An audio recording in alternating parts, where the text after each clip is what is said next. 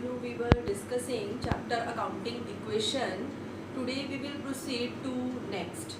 Already हम 1 to 6 illustration कर चुके हैं. आई होप आपने उसको अच्छे से सॉल्व भी किया होगा. तो आगे क्या टॉपिक है हम उसको अंडरस्टैंड करते हैं. अभी हम इलस्ट्रेशन 8 कर रहे हैं. जैसा कि आपको मालूम है बेसिक अकाउंटिंग इक्वेशन क्या होती है. इसके लिए पहले हम कॉलम बना लेते हैं. First column serial number, second column आपका ट्रांजैक्शंस का है और यहाँ पर हम लिखेंगे हमारी बेसिक अकाउंटिंग इक्वेशन एसेट्स, जिसके नीचे यहाँ डिटेल्स भी आएंगी, इज इक्वल टू कैपिटल जो कि हमारी इंटरनल लायबिलिटी है प्लस लायबिलिटीज. लायबिलिटीज का मतलब यहाँ पर एक्सटर्नल लायबिलिटीज से है टुवर्ड्स आउटसाइडर्स. इलस्ट्रेशन 8 में prove that the accounting equation is satisfied in all the following transactions of Sudhir. Sudhir एक बिजनेसमैन है और उसके केस में हमने प्रूव करना है कि आपकी क्या हर स्टेज पर अकाउंटिंग इक्वेशन टैली है, क्या assets is equal to capital plus liabilities है. तो इसमें ओनली 4 ही ट्रांजेक्शंस गिवन है. फर्स्ट है started business with cash 50,000 and goods ₹20,000. जब भी ऑनर, जो कि इसमें सुधीर है, जब भी अपना बिजनेस स्टार्ट करता है कोई ऑनर, तो इनिशियली मनी इन्वेस्ट करता है. आपको मालूम है कि उसको कैपिटल बोलते हैं, लेकिन ज़रूरी नहीं है कि कैपिटल इन कैश ही हो. कैपिटल इन कैश भी हो सकती है और इन काइंड भी. काइंड का मतलब किसी चीज़ की फॉर्म में भी हो सकती है. जिस चीज़ में उसको डील करनी है, हो सकता है वो गुड्स उसके पास पहले से ही घर पे हो, या फर्नीचर है, कंप्यूटर पहले से ही है, तो वो अपने बिजनेस के लिए और नया चीज़ या न्यू गुड्स क्यों परचेज करे. तो इनिशियली यहाँ पर सुधीर 2 चीज़ें इंट्रोड्यूस कर रहा है, एक तो कैश और दूसरा गुड्स. उसके पास पहले से ही था माल जो कि उसने बिजनेस में इन्वेस्ट कर दिया कैपिटल की फॉर्म में. तो ये दोनों मिला के cash and goods both Sudhir की कैपिटल मानी जाएगी. 50,000 प्लस 20,000 70,000 कैपिटल है. तो यहाँ पर हम फर्स्ट ट्रांजेक्शन लिखेंगे, started business with cash and goods. Cash और गुड्स दोनों ही हमारी एसेट्स होती हैं. तो दो एसेट यहाँ पर क्रिएट हो रही है. कैश, गुड्स के लिए गुड्स भी लिख सकते हैं और स्टॉक भी लिख सकते हैं. दूसरा है हमारा स्टॉक. इज इक्वल टू के नीचे इज इक्वल टू आता है और ये दोनों मिला के उसकी कैपिटल है. कैश उसने इंट्रोड्यूस किया है 50,000, तो कैश के नीचे हम कैश का अमाउंट लिख देंगे और गुड्स उसने जो इंट्रोड्यूस किया है वो 20,000 है. स्टॉक के नीचे लिख देंगे गुड्स को. तो टोटल ये जो कैपिटल है 70,000 है. इस ट्रांजेक्शन से अभी तक कोई एक्सटर्नल लायबिलिटी क्रिएट नहीं हुई है, तो यहाँ पर आप नील या 0 लिख सकते हैं. इसको हम हॉरिजॉन्टल लाइन लगा के बैलेंसेस को ब्रॉट डाउन कर लेंगे. 50,000 प्लस 20,000 यानी 70,000 ही हमारा लेफ्ट हैंड साइड का टोटल है और 70,000 ही हमारा राइट हैंड साइड का टोटल है. और लायबिलिटी अभी तक कोई भी क्रिएट नहीं हुई है. इसको हम इक्वेशन लिखेंगे. इसके बाद second transaction, bought goods for cash 15,000 and on credit for 10,000. उसको गुड्स की जरूरत है, उसने गुड्स परचेज किया है ताकि वो फिनिश प्रोडक्ट में कन्वर्ट कर सके. तो माल वो कैश देकर भी खरीद सकता है और उधार भी अपने सप्लायर्स यानी कि क्रेडिटर्स से खरीद सकता है. जब हम कस्टमर को माल बेचते हैं तो वो डेटर होता है, और जब हम क्रेडिटर से माल खरीदते हैं, सप्लायर से उधार माल खरीदते हैं, तो वो हमारा क्रेडिटर होता है. यहाँ पर हम परचेज कर रहे हैं. 15,000 का कैश दिया और 10,000 का अभी देना बाकी है. It is our credit transaction. तो टोटल हमने गुड्स कितने का परचेज किया है? 25,000 का. तो चाहे कैश में परचेज करें या फिर क्रेडिट परचेज करें, 15 प्लस 10 25,000 हमारे पास गुड्स इंक्रीज हो गया, माल आ गया, तो स्टॉक बढ़ गया हमारा. इसमें से 15,000 कैश पे कर दिया है तो इसको माइनस या ब्रैकेट लिख देंगे, ब्रैकेट मीन्स नेगेटिव आइटम। और 10,000 अभी हमने दिया ही नहीं, it is our liability toward supplier. तो जब तक हम सप्लायर को 10,000 रुपए दे नहीं देते वो हमारा क्रेडिटर कहलाएगा। तो लायबिलिटी में आपको यहाँ पर एक हेड क्रिएट करना है, क्रेडिटर्स 10,000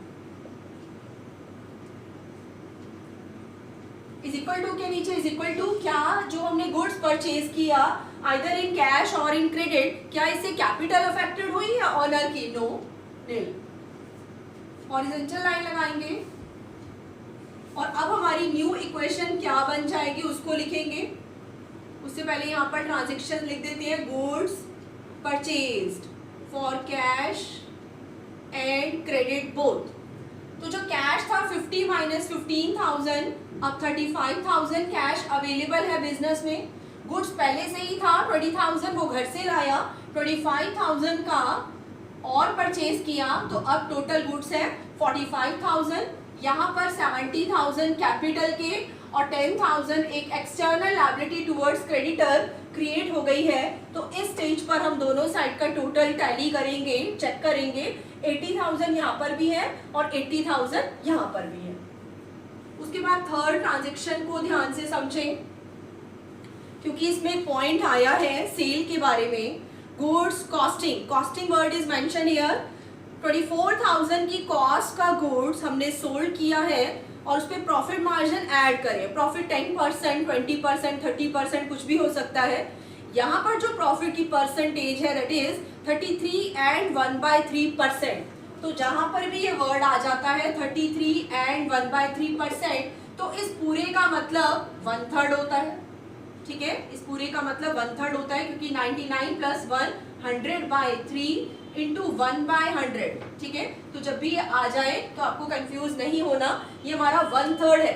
यानी 24,000 की जो कॉस्ट का गुड्स है उसमें हमने 1/3 प्रॉफिट मार्जिन ऐड करें। 24,000 का 1/3 होगा 8,000। अब हमने देखना है कि ये गुड्स कैश में सेल किया गया है या फिर क्रेडिट सेल किया गया। यहाँ पर हमारी ट्रांजैक्शन में लिखा हुआ है half the payment received in cash, यानी आधा माल तो हमने कैश में बेचा और हाफ आधा माल हमने क्रेडिट में सोल्ड किया है अपने कस्टमर को। तो सबसे पहले यहाँ पर चार चीजें अफेक्ट हो रही हैं।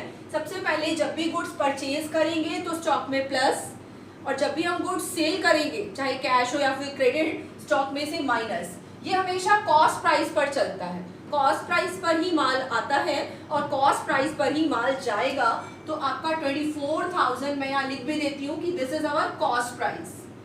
ठीक है, गुड्स को हमेशा कॉस्ट प्राइस पर ही आपने रिड्यूस करना है। 24,000 का माल गया लेकिन हम कॉस्ट टू कॉस्ट गुड्स थोड़ी ना बेच देंगे, उसमें अपना प्रॉफिट भी तो ऐड करेंगे। तो 24,000 का 1/3 करना है। 8,000 प्रॉफिट है इस डील में। प्रॉफिट, इनकम, गेन सारे ऑनर को जाते हैं, उसकी कैपिटल को इंक्रीज करते हैं। तो 8,000 प्रॉफिट है। 24,000 का गुड्स 8,000 के प्रॉफिट पर सोल्ड किया है, यानी कि 32,000 32,000। अगर तो सारा ही कैश मिल गया होता तो सारा कैश में प्लस करते, और अगर लिख दिया होता क्रेडिट वर्ड तो मतलब ये पैसा हमारा आना बाकी है, हमने कस्टमर को सोल्ड किया पर पैसा मिला नहीं तो हम डेटर में प्लस करेंगे। यहाँ पर हाफ हाफ है, यानी हाफ कैश आ रहा है और हाफ अभी आना बाकी है। तो 24 प्लस 8,000 32,000 के गुड्स का हाफ हाफ कर दिया जाएगा। 16,000 तो इमीडिएटली कैश मिल गया और 16,000 आना बाकी है। तो हमारी ये जो एसेट है जिसमें दो ऑलरेडी हो गई है कैश एंड स्टॉक, एक और एसेट यहाँ से क्रिएट हो रही, डेटर्स अब तक नहीं थी पर यहाँ पर है 16,000। इसको मुझे थोड़ा ऊपर लिखना चाहिए, यहाँ पर मैं लिख रही हूँ, मेरे पास इतना स्पेस नहीं है। 16,000 और इज इक्वल टू के नीचे इज इक्वल टू, क्या हमारी कोई एक्सटर्नल लायबिलिटी क्रिएट हुई है? नो या नील लिख देते हैं हम यहाँ पर। अब हम न्यू इक्वेशन यहाँ पर लिखेंगे और हमारी ट्रांजैक्शन क्या थी? Goods sold for cash and credit both. तो सबसे पहले यहाँ पर जो भी कैश आ रहा है 51,000 हो जाएगा। गुड्स आपका 45 था, लेकिन 24,000 की कॉस्ट प्राइस पर गुड्स को रिड्यूस करना है तो 21,000 है।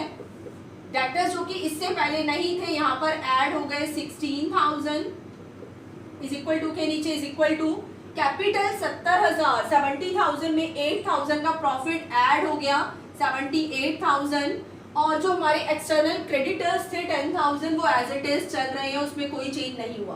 तो देखिए इस तरीके से ये वाला जो गुड्स सोल्ड का पॉइंट था हमारा 4 जगह पे अफेक्ट हो रहा है। कॉस्ट प्राइस में से गुड्स कम, 8,000 कैपिटल में प्रॉफिट ऐड, इन दोनों का टोटल 32,000, हाफ कैश में ऐड और हाफ डेटर्स में ऐड। गुड्स परचेज करेंगे तो क्रेडिटर में जाएगा, और अगर गुड्स हम सेल करेंगे क्रेडिट तो डेटर में जाएगा। तो यहाँ पर आप टोटल चेक कर लेना रफली, यहाँ पर भी 88,000 आएगा और यहाँ पर भी 88,000 आएगा। उसके बाद लास्ट है हमारी fourth, purchase furniture for office use 6,000 and house hold use of Sudhir 4,000। Furniture purchase किया गया है। बिजनेस में वही एसेट दिखाई जाती है जो बिजनेस की एसेट है, ऑनर के घर वाली एसेट ड्राइंग्स में जाती है। तो यहाँ पर ऑनर के घर के लिए भी फर्नीचर परचेज किया गया है, बट दोनों का ही पैसा बिजनेस में से जा रहा है। 6,000 प्लस 4,000 तो 10,000 हमारा कैश रिड्यूस हो जाएगा। 6,000 फर्नीचर आया, यहाँ पर मैं लिख रही हूँ, मेरे पास इतना स्पेस नहीं है। फर्नीचर यहाँ पर आप 6,000 एक एसेट बनाएंगे, इज इक्वल टू के नीचे इज इक्वल टू 4,000 का फर्नीचर हाउस होल्ड पर्पज के लिए लिया गया है जो कि ड्राइंग्स है। ड्राइंग्स हमेशा कैपिटल को रिड्यूस करती है, तो कैपिटल में से माइनस कर देंगे।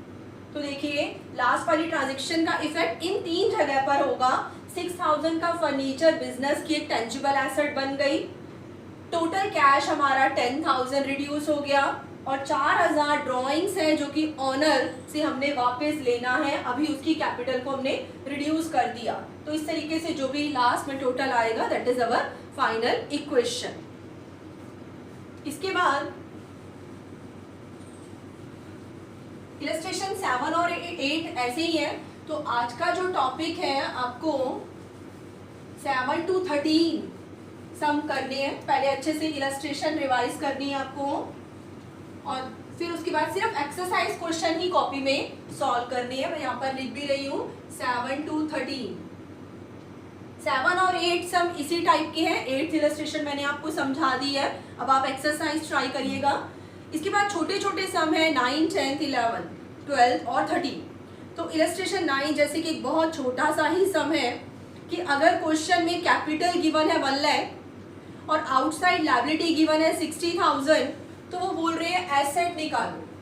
एसेट क्या होंगी, कैपिटल भी गिवन है और लायबिलिटी भी गिवन है। 3 में से कोई 2 चीजें हमें मालूम हो तो तीसरी अपने आप ही आ जाएगी। कैपिटल, ये जो भी बच्चों हम एसेट कैपिटल लायबिलिटी लेते हैं ये हम एंड की बात कर रहे हैं, ये हमेशा हमारी क्लोजिंग चीजें होती हैं, इसके अंदर ओपनिंग नहीं लेना। ये पॉइंट आगे आपके काम आएगा कि हमेशा क्लोजिंग चीजें लेनी होती हैं। तो कैपिटल क्वेश्चन में गिवन है 1 लाख, लायबिलिटी जो एक्सटर्नल है वो है 60,000, तो दोनों का टोटल कर दिया जाएगा, यानी कि हमारी एसेट जो एंड में होंगी, यानी हम इसको क्लोजिंग एसेट भी बोल सकते हैं, दैट इज 1,60,000। ऐसा ही एक और सम है इलस्ट्रेशन 12। देखिए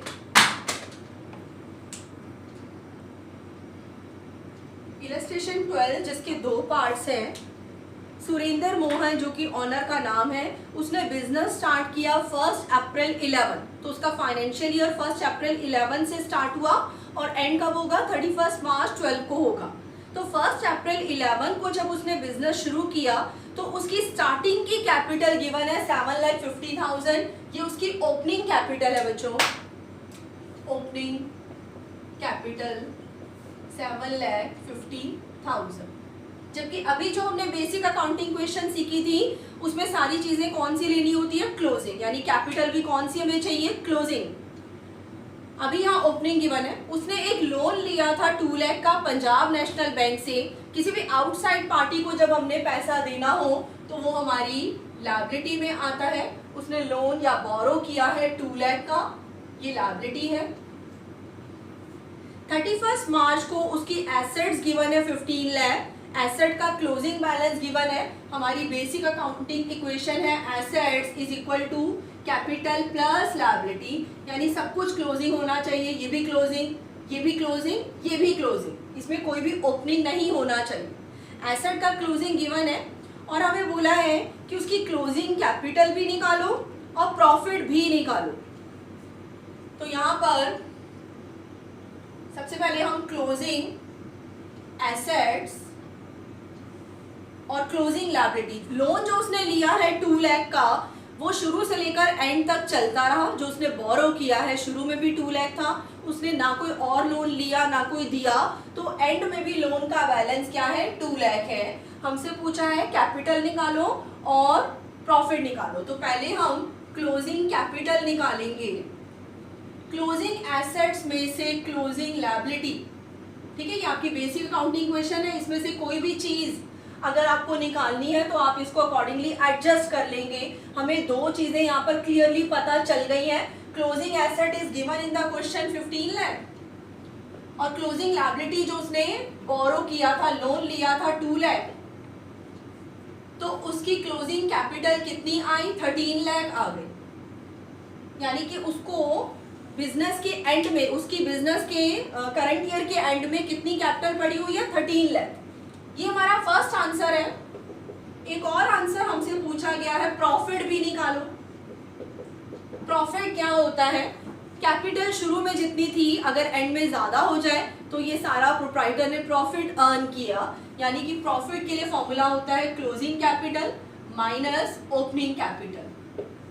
क्लोजिंग कैपिटल अभी अभी हमने इस इक्वेशन से निकाल ली है 13 लाख और opening capital which is given in the question, शुरू में उसने पैसे तो लगाए थे 7,50,000 लेकिन एंड में कैपिटल बढ़ गई है 13 लाख हो गई, तो इसका रीजन क्या था कि उसने प्रॉफिट अर्न किया है। इन दोनों का डिफरेंस करके देख लेंगे, that is our profit 5,50,000।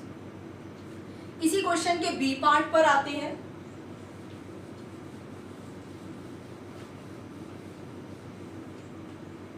B part में पूछा है कि इस इलस्ट्रेशन में अगर प्रोप्राइटर जो चीजें हैं बाकी ए पार्ट में वो तो है ही है, इसके अलावा लिखा हुआ है कि एडिशनल कैपिटल भी इंट्रोड्यूस किया उसने 1,25,000 और विड्रॉन यानी कि ड्रॉइंग्स की है ये 40,000, तो अब हमसे प्रॉफिट पूछ रहे हैं। तो यहाँ पर एक चीज समझिए आप कि जब भी उसके पास ओपनिंग कैपिटल जो होती है उसमें क्या क्या चीजें ऐड होती हैं। ओपनिंग कैपिटल में जो भी पैसा वो और लगाता है एडिशनल या फर्दर कैपिटल बोलते हैं इसको, ये ऐड होगा। प्रॉफिट अगर है तो वो भी ऐड होगा, लॉस आ जाए तो माइनस होता है और ड्रॉइंग्स भी माइनस होगी। तो इस तरीके से जब हम चलते हैं तो क्लोजिंग कैपिटल आती है। शुरू में कितनी कैपिटल थी, उसने ड्यूरिंग द ईयर और कितना पैसा इंट्रोड्यूस किया, एट द एंड उसने कितना प्रॉफिट अर्न किया और कितने पैसे उसने during the year personal use के लिए निकाले, तो लास्ट वाली क्लोजिंग कैपिटल आ जाती है। और अगर कभी क्लोजिंग कैपिटल गिवन हो और आपको चाहिए ओपनिंग कैपिटल, तो हम अकॉर्डिंगली एडजस्ट कर देंगे, ऐड वाली चीजें लेस और लेस वाली चीजें ऐड हो जाएंगी, तो उल्टा हो जाएगा। क्लोजिंग कैपिटल में ऐड होगा ड्रॉइंग्स, माइनस होगी एडिशनल कैपिटल और माइनस होगा प्रॉफिट। तो इस तरीके से ओपनिंग कैपिटल आ जाएगा। एक ही इक्वेशन से देखिए, मैं कई इक्वेशन बना रही हूँ, आप भी इसको साथ साथ नोट कर सकते हैं। कोई भी चीज मिसिंग हो सकती है तो अकॉर्डिंगली आपने फॉर्मूले को एडजस्ट करना है। तो मैं वापस इलस्ट्रेशन 12 के बी पार्ट पर आ रही हूँ क्योंकि ये बेसिक कॉन्सेप्ट समझना जरूरी है। 12 के बी पार्ट में हमसे क्या पूछा है, प्रॉफिट पूछा है। जो पूछा है उसको हम यहाँ रखेंगे, बाकी सारी इंफॉर्मेशन हमें गिवन है। क्लोजिंग कैपिटल कितनी थी, क्लोजिंग कैपिटल अभी हमने यहाँ पर ऊपर निकाली भी थी 13 लाख, तो इसको ऐसे लिखा जाएगा closing capital plus drawings minus additional capital, क्योंकि प्रॉफिट, ये देखिए मैं पूरा यही वाला लिख रही हूँ, प्रॉफिट हमसे पूछा है और इसकी जगह पर ओपनिंग कैपिटल हमें गिवन है, ठीक है। तो इसी इक्वेशन में प्रॉफिट जो है यहाँ चला गया और ओपनिंग कैपिटल यहाँ पर माइनस कर दी जाएगी, सो दैट हमारा प्रॉफिट आ जाए। क्लोजिंग कैपिटल 13 लाख हमने ए पार्ट में निकाली, ड्रॉइंग्स हमें बी पार्ट में गिवन है कि उसने 40,000 पर्सनल यूज के लिए विड्रॉ किए। एडिशनल कैपिटल उसने 1,25,000 और पैसा बिजनेस में डाला, इंट्रोड्यूस किया। और ओपनिंग कैपिटल जो उसने स्टार्टिंग में इन्वेस्ट किए थे दैट इज 7,50,000। तो इन सब को जब आप एडजस्ट करेंगे तो 4,65,000 उसका प्रॉफिट आएगा। तो इसी तरीके से आपको 7 to 13 सम करने हैं। Thank you.